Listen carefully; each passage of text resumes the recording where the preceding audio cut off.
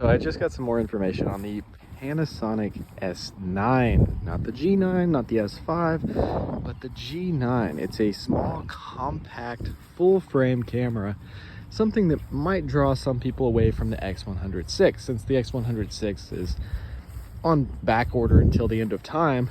But this camera is very small. I've got some images here, and I've heard that it comes with a small pancake lens. Now this lens is like f8 and there's no focusing involved. It's just everything's in focus all the time. But to get something like that that's free and still really sharp is definitely useful. So for me, I'd rather have that TT Artisans or 7 Artisans 35mm f. Is it a 5.6? It's even smaller than this 26 or 28mm pancake lens that comes with this camera. That one you can actually focus a little bit. But this lens that comes with the camera is going to be really good for street photography. Now, it's not totally confirmed that this comes with the camera, but that's what I've heard. This camera is going to be 16.99 euros in Europe, and it's going to be $14.99 in the US. So in the US, it's a significantly better deal. This has a fully articulating screen. There are images of it, and it has a LUT button with programmable LUTs. You can put your own LUT in there, almost like a film simulation with Fuji. They are really going after Fuji with this release. There's an 18-40 pancake lens compact zoom coming out from Panasonic, but it's going to be more like September or October when that comes out. So you have to wait a little while if you want that compact zoom. Yeah, they have a 20-60, but it's huge.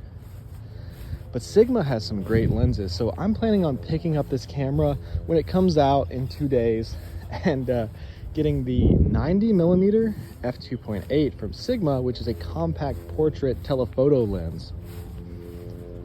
Also, that 17mm f4 from Sigma is a small compact vlogging lens for full frame. They make those lenses for the Sony E mount, but they also make those lenses for the L mount, the L mount Alliance.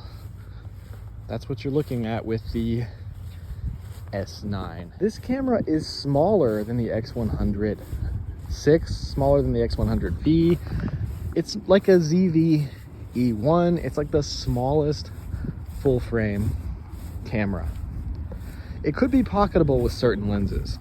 In other big news, Fuji is officially making a medium format pocketable, not pocketable, but a single lens camera like the X100VI, but this one's gonna have way better quality. It's gonna be a little too big to put in your pocket, but it's still gonna be a compact medium format camera, which is gonna offer really good quality images.